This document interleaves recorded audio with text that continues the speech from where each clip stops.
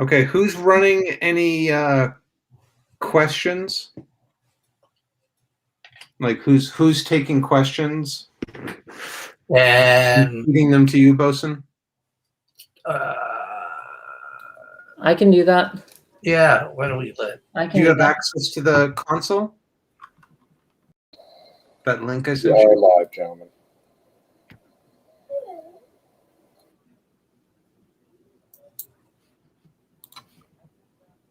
Ahoy.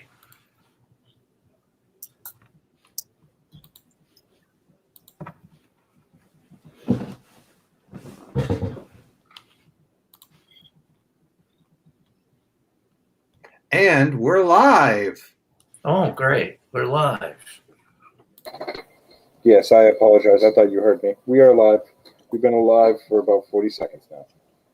Oh, that's Hi, everybody. 40 seconds of dead air time. That's Dun, dun, dun. that would be a sin if I was on broadcast. Whatever. All right. So from the Dungeon Palace here, I'm giving you the speech of my life. All right. So we're here to have an annual meeting of the United States Pirate Party.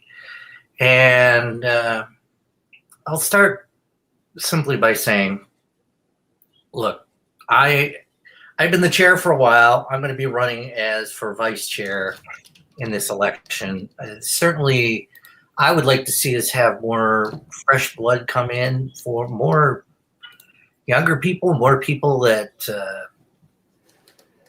might be willing to take action and seize the day.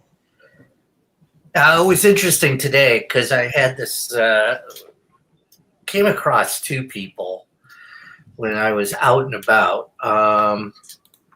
One was this guy who insisted that started spouting a conspiracy theory about Biden. And then a little later, I was walking down the street and somebody shouted at me because I was wearing a mask. And they said, "You're brainwashed." I guess I'm like kind of like going, well, I'm kind of concerned about the politics of America today and how there are a lot of people who have serious disconnects with what's going on. You know, the reason we wear masks, well, I've got a little kid and he's not inoculated. I'm inoculated. My wife's inoculated. I have a lot of friends that are inoculated, but you know, there's no shot when you're 2 years old, and he could still get the coronavirus at least until maybe 90% of the people are inoculated. And that's, I guess that's, you know, what's really important to me and why I wanted to become a pirate is because I started looking around. I had been working with the Democratic Party in Milwaukee, and I actually ran for office. I mostly got support from third parties, from the Greens, and actually the ex-socialist mayor wrote me a nice letter one time when I was running for office. Okay, essentially an endorsement. And what I discovered, I mean, what got me about the Democrat Party was I was at one of the county meetings, and it was during the time, you know, after Barack Obama was elected, and there was a discussion on the use of drones overseas.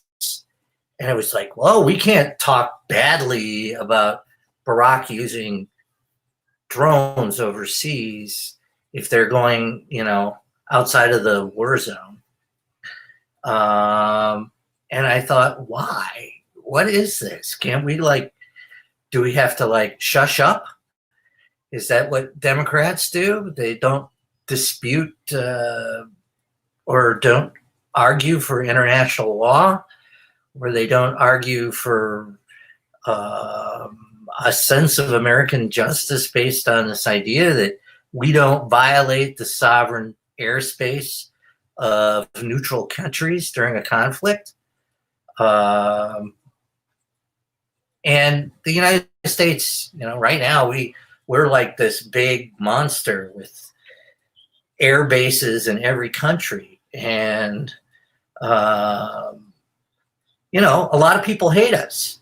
And I think they hate us because they have an idea of what the American ideal is, of what a vision of liberty is, of what a vision of a world based on laws and a world where there's democratic participation in government. And I think both the two-party system right now, and I could argue that the Republicans have done a really wonderful job of screwing up their party, but both the Democrats and the Republicans have failed to live up to the aspirations of the United States. And I'm not, we can have arguments about where capitalism has led us astray, or this part of American policy has always been bad, or we certainly have a history of racism in this country and a history of exploitation of other people. And you can't just say, well, everything has always been bad. Trump used that sometimes. And that if you're going to work toward a political goal, I think it's much better if you inspire people, if you work toward what are our aspirations, what do we want to achieve, what do we want to build as a nation, and how do we want to be viewed after we have gone. Because really what we want to do, I think most people, at least most sane people, and most people who care, they want to leave a legacy that is good for their children and good for their children's children, this idea of posterity. And I guess, when I looked around at parties, I was thinking, I'm not really into the isms. I think liberalism, capitalism, socialism, communism, I'm not really into the isms. I see politics as primarily divided into, there are people who aggregate power and try to use government to leverage that power. And then there's everybody else. And, a democracy is where everybody else runs it and not the guys who have accumulated a bunch of power. And, if we want to make the world fair, we should be working to make sure that all the people are empowered and not just the rich, the wealthy, the powerful. And even under socialist and communist regimes, you've seen the same thing happen. There's usually in a group of elite that rise to the top and end up taking over everything and controlling the party, the state. It is very difficult to create things that are really open, that are really democratic, that really have a sense of social justice, because everybody's viewpoint is warped by how they see the world. And it's hard for them, I think, to turn around and look at things from other people's perspective. Maybe the little dolls in the background can give us a better perspective. But I'm sorry. Anyways, seriously though, let's. I think we need to get more people involved because maybe we can make it. Maybe we can make a difference. Maybe we can make a better society if we just have the gumption to work toward it, to get people into any position, and I can tell you that it's difficult because there are philosophical arguments about third parties, especially in the presidential race. And to me, what does it matter if you run people for state legislatures or for local legislatures, county, or even if you have people in Congress? Whatever party we are and whoever represents us, they can choose in Congress to caucus with whatever group they decide to caucus with. If they decide to caucus with Democrats or Republicans or independents, that's really, is that a centrally controlled philosophy or one that is based on the individuals who have been elected? Well, that's an argument we can have. And I think we need to be open to arguing many things, of having discussions, of trying to envision a better way for this country to run, and maybe a better way for every country to run. But of course, we can steal things. We're pirates. We can steal ideas from anybody. We believe that in intellectual freedom, intellectual property freedom, and we think it's a good idea to steal ideas from other people. We are the appropriator of ideas. And in appropriating the ideas, maybe we can come up with a better way to run things. Okay, that was basically, my awe-inspiring speech is not much more than that. I liked at least some of the people who presented the Pirate Party at one time talked about, FDR and the Four Freedoms and the Universal Declaration of Human Rights, which I think is a magnificent document. It's too bad the United States doesn't live by it. It would be nice if we did. And I'm not naive. I'm not saying we should be, naive in our foreign policy or anything, but we have a lot of power. And most of that right now is economic power. And it's military power. And we have a lot of power. And we, quite frankly, push it around a lot. And I don't know that we're doing a lot of good in the world with it when we could. And that's really up to us. Are we going to make ourselves a nation known as a compassionate nation of great people? Or are we just the exploiters of the world? And I think that's up to the people. So that's it. That's my impressive speech for everybody. My rambling discussion. But Thank you. Thanks for sharing that, Bosun. okay. And we do want to, of course, if you wanted to share some thoughts about how to run IRC meetings. I haven't received any questions as of yet. I'm just checking the different chats. Nobody has. Well, not yet. But this is just a reminder, so I'm just sending this out to anyone. If anyone has questions, please do post those in the chat. I am monitoring chat on IRC as well as chat, the live chat in the video. So, or if you just want to post them in the Discord, that works as well. If anyone has questions, post those there for Bosun. Otherwise, Bosun, feel free to talk about how we do. I was going to talk about IRC meetings. Oh, what? There's a question. What was that one? What I was going to talk about with the IRC meeting is, loosely what we're trying to do is operate the IRC meetings under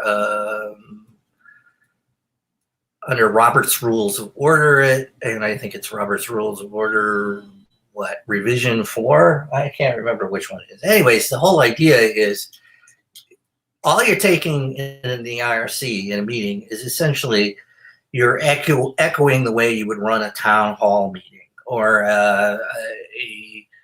a standard meeting. And the reason why do you use Robert's Rules of Order is because Robert's Rules of Order are kind of like this time-tested way of resolving conflicts, of establishing kind of a hierarchy of how you deal with questions. And they establish kind of the parliamentary environment in which you can have discussions.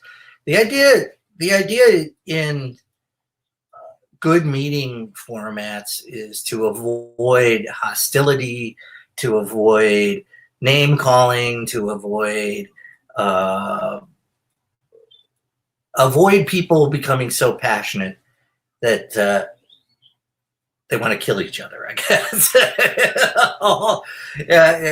We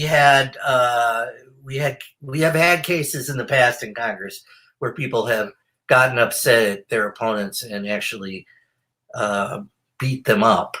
And you see it more in places like, the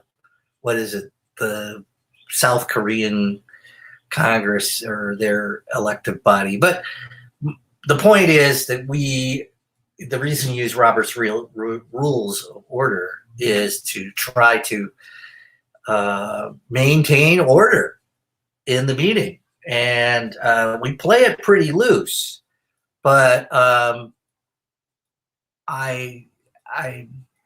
we should probably be putting out a little pamphlet saying, here is an outline of how to use Robert's Rules of Order in IRC meetings or any other meeting we have, if it's on Jitsu or any other media, because that establishes the order, kind of this idea that you want people to be able to speak, but you don't want people yelling at each other. You don't want people putting other people down. And, traditionally you want to address all the questions to the chair, and you're supposed to talk directly to the chair, not to the person who just insulted you for whatever reason. But yeah, the purpose of that is to prevent animosity and to try, the purpose of meetings is to resolve things, to move forward, to try to gain consensus. And maybe I've said, I take questions, please. Give questions. Yes. So this is Joseph, and I'm coming to you as the treasurer for the national committee. Yeah. So looking forward, what do you really see us doing as an organization in order to gain more steam? I know you're looking for the vice president. Are we going to be doing more live events, more of these conferences? What could you see or envision as the next few steps that we should be doing? Well, that's a great question, but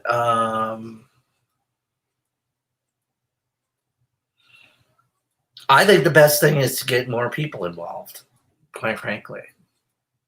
We need new blood. We need more people. We need to recruit more people. Oh, here we go. Papa! There, see, I have got the recruit here, but he's a little young, and yeah, I'm trying to. I think I was at least 5 before I went door to door canvassing. But yes, that's what kids are good for, though. You can go door to door with kids. You can't have them passing out petitions. That has to be done by somebody who's 18. So let me redefine that question a little bit so it's not so grandiose. So we do have a way to take in donations and stuff like that, but we don't. It doesn't really have a big need for us to pull in money in order to be an active organization.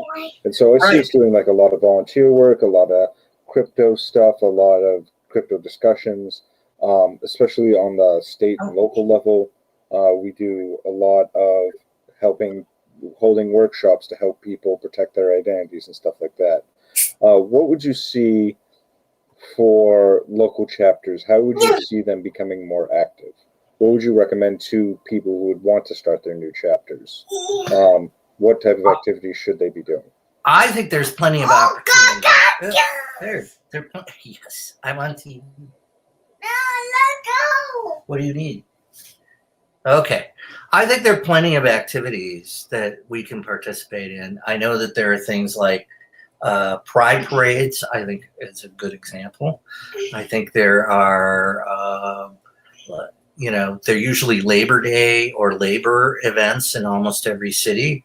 And those are good things to participate in. Milwaukee at least has like a labor fest, and you want to be able to raise enough money so maybe you can run a booth at some events and you can put out information.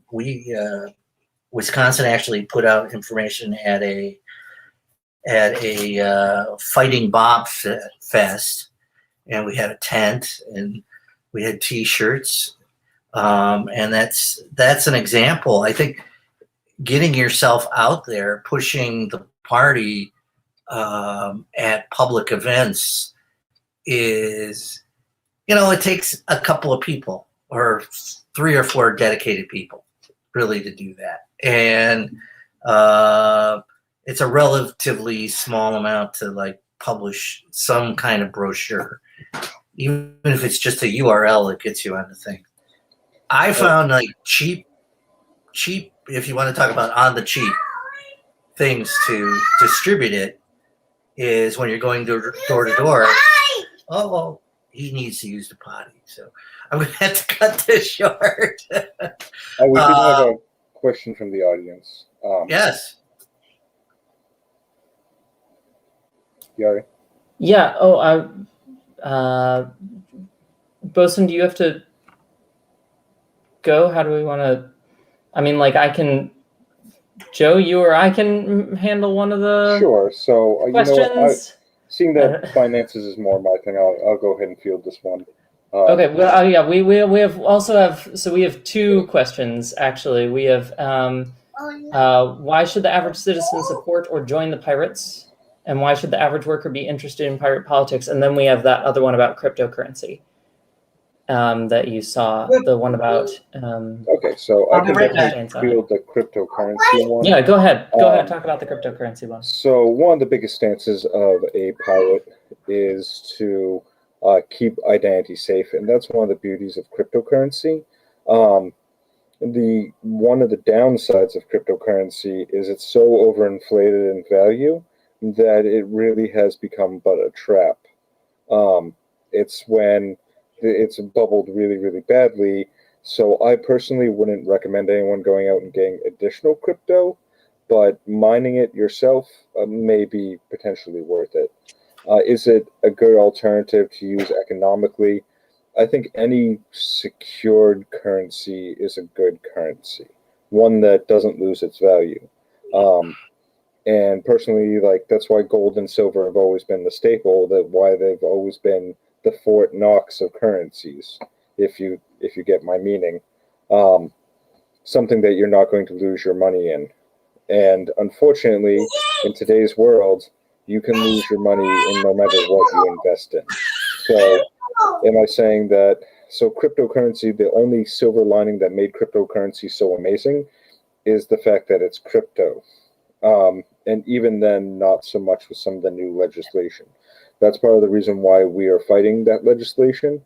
And even though that legislation has been put forth as for some of the best reasons, it strips away some of the most important fundamental keys, like the right to privacy and things of that nature. So again, I'm not sure if I fully answered the alternative to use economically, but if we could have one currency like Dojo or the Dojo coin actually work, then that would be great. Unfortunately, there are so many organizations out there that would use it seriously that it will always be when you encrypt the currency, there will always be some organizations that are going to try and attack it. Did that help answer your question, Claire? Hopefully it did. Claire, please feel free to follow up if you have further clarification. A little bit. And then we had a question in IRC about why should the average citizen support or join the pirates, and why should the average worker be interested in pirate politics? Which I really like. So I don't know, Bosun, if you wanted to take that now that you have a second. Otherwise, I can talk a bit about that. Why should the average person be interested? Well, why are average people interested in the other political parties? Political parties are merely a means of trying to actuate or trying to agitate for what you want to see happen in government. And the reason you run for office is so that there's a discussion between people in office. Even if you fail to win a position, you can usually change the conversation. I know when I ran against Scott Walker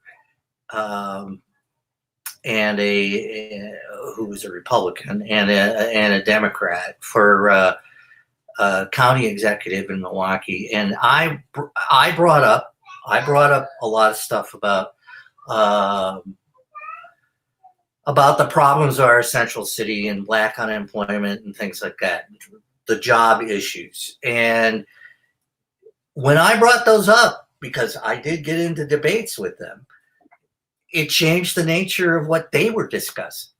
You know, they were facing these issues, which I think they probably didn't want to face when discussing things with the public. So that's one of the things you could do. By running for office, you are putting out ideas. And when you want ideas, you want to express ideas that are different. Sorry, I get a little. You need a party, a different party, especially a party that is big on free expression. Hey. Yes. If I could just add in to that, too, one of the biggest reasons why I was really pulled to this party as opposed to another party is because of its forefront in protecting the common citizen's privacy and decency. And the fact that if we don't put a fight to it, both the Republican and the Democrats have no problem sticking a camera absolutely everywhere, which is just a travesty of Big Brother watching on you in a very Orwellian world.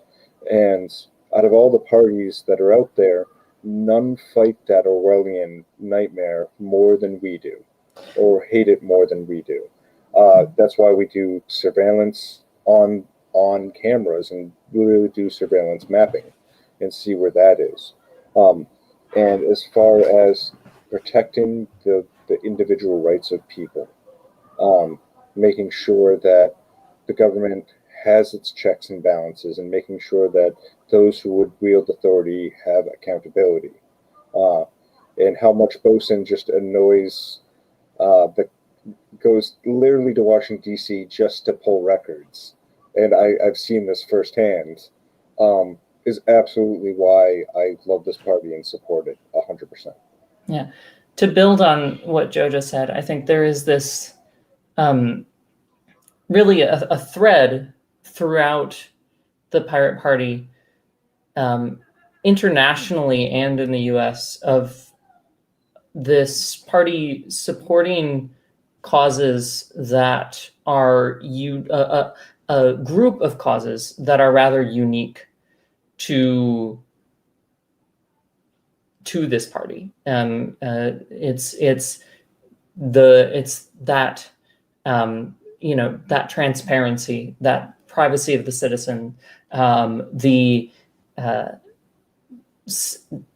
individual's rights, and making sure, and that thread that lives through all of those things. It's not something that a lot of other parties really pay attention to. So yeah, there's definitely something unique about this party in that there's certain issues that are paid attention to here that are not in other places. I like that, Joe. I like that.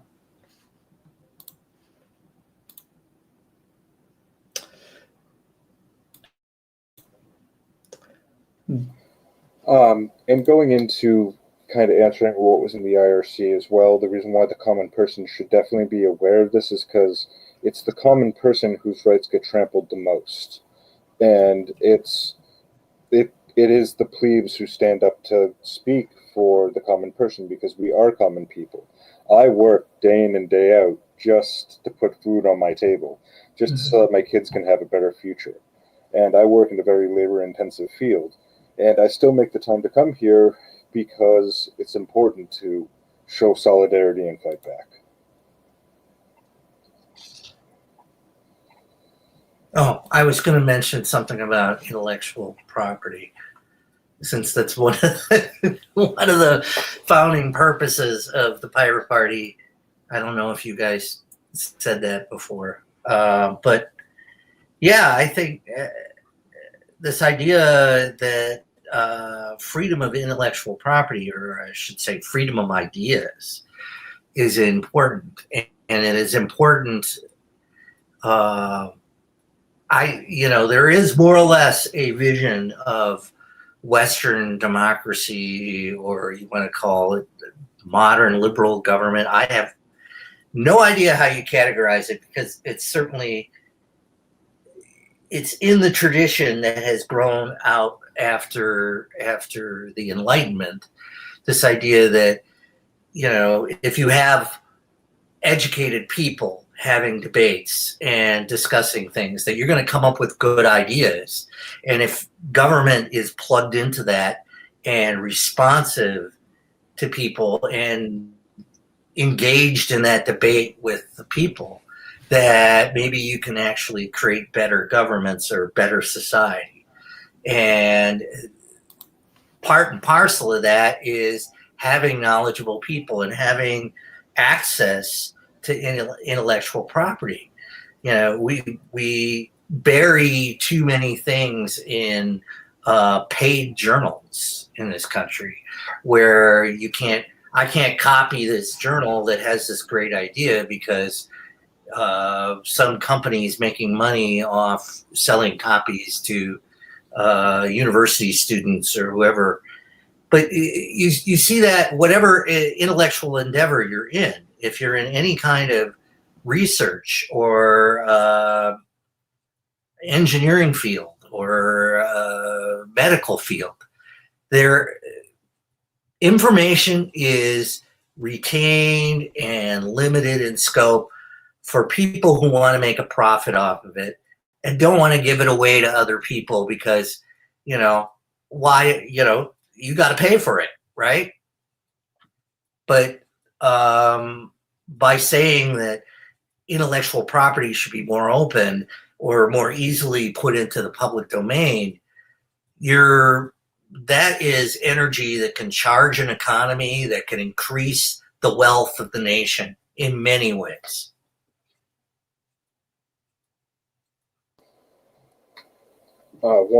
Claire shared some more stuff with us.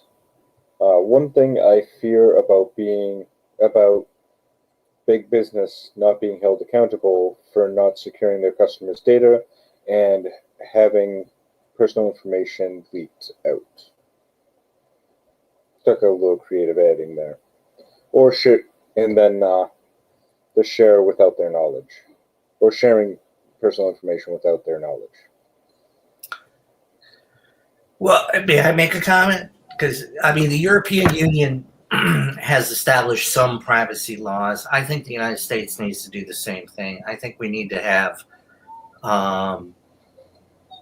some kind of regulation. Corporations are subjects to the laws of the state. And this idea that corporations are above the state is some kind of weird capitalist pipe dream, because they're chartered by the state. They're regulated by the state. No matter how you put it, corporations are a creature of the state, and not the other way around. The state is not the creature of the corporations. And we've been turning the world upside down. And, what is the difference between large corporate interests running things or, say, state-run industries? When you get to the point where the people that have the power and control the economy are controlling the country or controlling the government, then you've got a formula for some kind of oppression, and certainly a formula for corruption. And we've seen a lot of that. I mean, the classic way to solve the corruption is to enforce strong antitrust laws to break things up. And certainly there's far too much concentrated power in a few corporations. I've got to take care of you. I mean, look at the monopoly on all the social media. How a few tech giants hold all the cards with that as well. So, just to further illustrate that point. And so, again, we're much more on the plebe side. If you're looking at us from an ancient Greek perspective, we are much more a populist movement. How we operate and move is through a program called Swarmwise, where we generally work together with other organizations in order to make a much more powerful movement. When there's something that we feel really strongly on, we work really hard behind the scenes to organize as many groups as possible in order to show up for a particular event, cause, or idea. So we're much less focused on, especially right now, we're much less focused on putting candidates in office than we are in enacting laws. But fundamentally, long term, I see us trying to get more candidates into office. And I know on a local level, we definitely have taken a lot of positions locally. I harass my local city council on a regular basis, and the mayor and all of the local authorities know exactly who I am. And I make sure that I know them. But I think long term, we're looking to continue putting people in office and continue putting policy down that would be in the best interest of the most amount of people possible.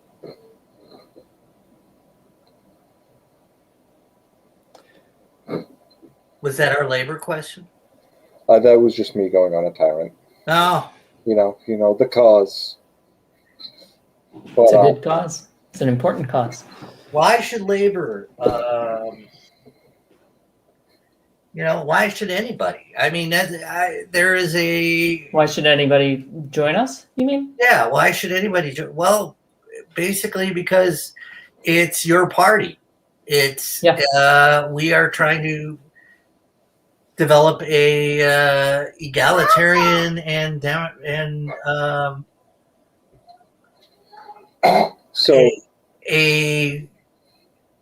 party that derives its power directly from the people that are involved in it. And if you want to change the world, you got to create allies. You got to work with other people.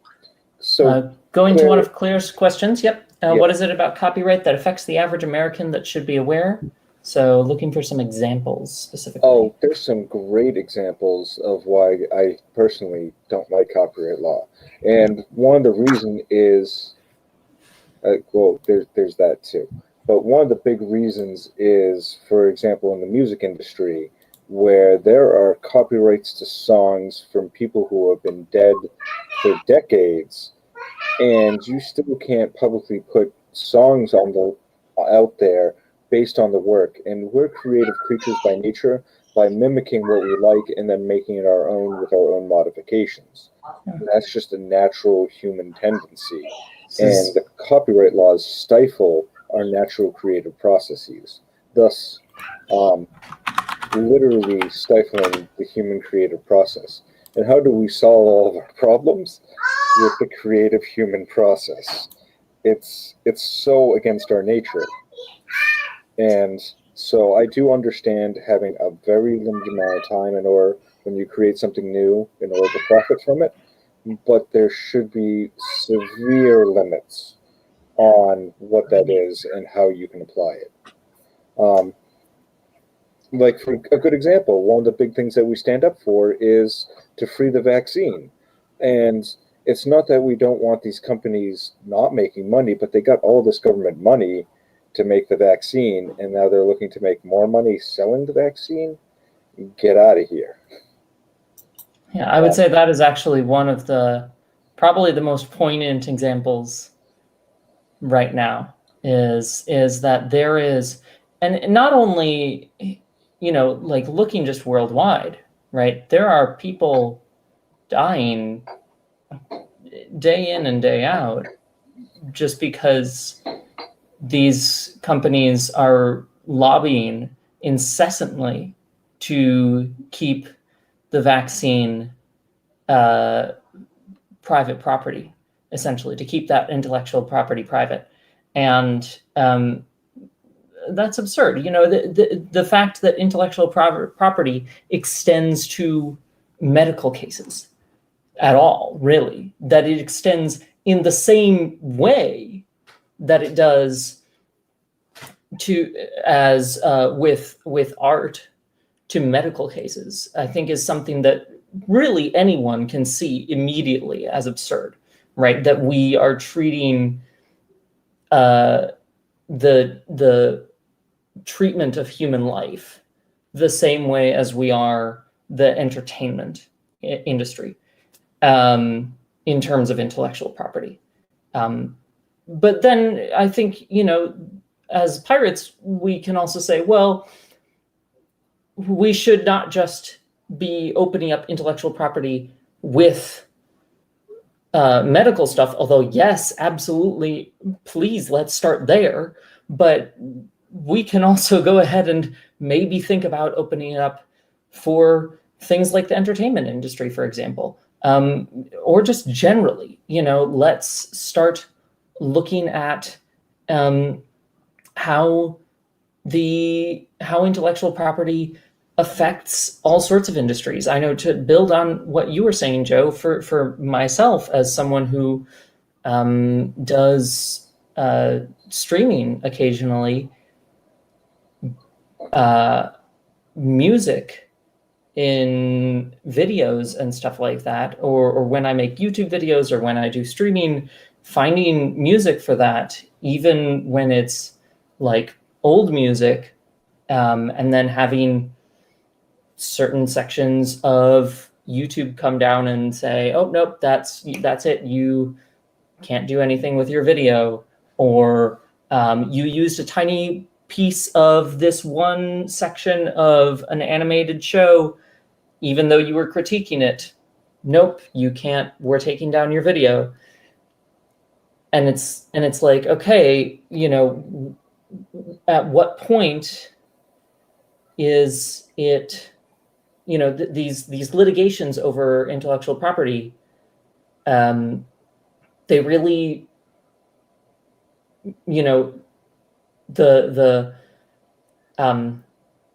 when we don't build the laws with the creatives and the lives that you are serving in mind, when you build the laws with the profit motive in mind, which is what they are built for now, then that is all that ends up getting served. And that's what's happening. To make that point really hit home, how about there would be a corporation out there? It takes your family histories, your family stories. It takes the greatest story from your culture, and it turns it into a cartoon version and then sells that to millions, making money off of your culture. And then when you make anything like it, they sue you into non-existence. Disney, excuse me, there would be some corporation out there that would just blindly fairy tale paintbrush and take away all the morality from that story to make it happy-go-lucky. I think that we really need to question how things are done in our society. Now, do I want to rip apart an organization that brings so much happiness to so many people? No. But do I want to make sure that they're the only one that can exist? Definitely not. Right. We can changing copyright law and changing intellectual property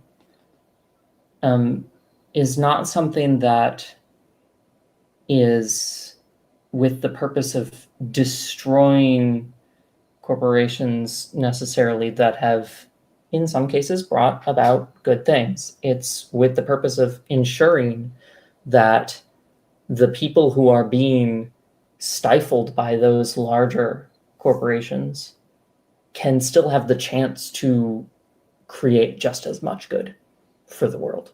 And make a living off their work. Yeah. So, I think we should think about wrapping this up. I do want to. Do I need paper? For the wrapping paper. Look, I quite frankly think that. Yeah, here we go again. The problem with, I think one of the problems with, yes, I'll be right out there. Yep, he wants volcanoes. Well, if you held a copyright on volcanoes, what do you sue Washington if something blows up in there? No. The biggest problem, I think, with intellectual property ownership and copyright is it tends to reinforce monopolies. And the biggest threat to political and economic power is the accretion of these large monopolies. They're not good for you. They're not good for the people you work with. They're not good for the economy. Anybody who understands basic economics knows that if you have lots of people competing in a marketplace, you're going to get better product and you're going to get better quality and a lower price. And, if you have monopolies, it tends to aggregate everything in the hands of a few, and they can take advantage of that. So who loses there? And the average person ends up losing.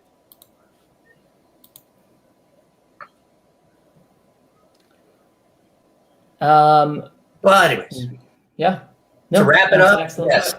Intellectual Terry, property was the foundation of the Pirate Party.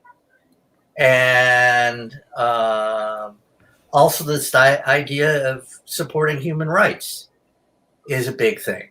And privacy rights, which are part and parcel with human rights, because, things like facial recognition, finding out where somebody's moving at a particular time and place is ways to throw around oppression, stopping airplanes and pulling people off of them. Claire had another question. How about NFT recently? Hmm? How about NFT recently? Personally, I am anti-NFT as an artist, but I haven't really thought much about what the pirate position on that would be, to be honest. NFT. I'm sorry. NFT, non-fungible tokens. They're it's a new thing. It's like cryptocurrency, but for art, and it's Oh, weird. Unfortunately, I wouldn't know enough on it to speak intelligently upon it. And to know what you know and to know that what you don't know, that is true knowledge. So unfortunately, I wouldn't be able to answer that one. yeah. Okay. Go ahead. Let's wrap things up. What we will be doing is posting in the Discord the list of names of candidates. So that I will go ahead and post that immediately after we close up this meeting. Just a reminder to folks that at the same time on every day, that is 9 p.m. Eastern time, we will be having meetings throughout the next 2 weeks. Not every day, but at the same time. They will be today, and then Wednesday, and then Saturday, Sunday, Tuesday, Thursday, Saturday, Sunday. So that is, I pull up my calendar here, the 26th, the 29th, the 30th, the 1st, the 3rd, the 5th, and the 6th. And we'd like everybody to participate. Yep. Please do. So we will be having the same sort of live stream, all of those at 9 p.m. Eastern, and I will make sure to post notifications beforehand in the Discord. We will have Q&As after all of them, and some of them will be candidate forums where there will be question and answer times for all of the candidates. So look forward to that. I would also like to just add really quickly, if Please. anyone wants to comment below on comments, we will definitely read them. We've given a lot of the officers and potential officers access to this, so we will definitely read them, and we will definitely respond to them. We are here looking to do this to serve everybody, so the more thoughts that we can use to make sure we're going on the right path, the better. Okay. Bye-bye. Thank you very much, and have a good night, everyone. Bye.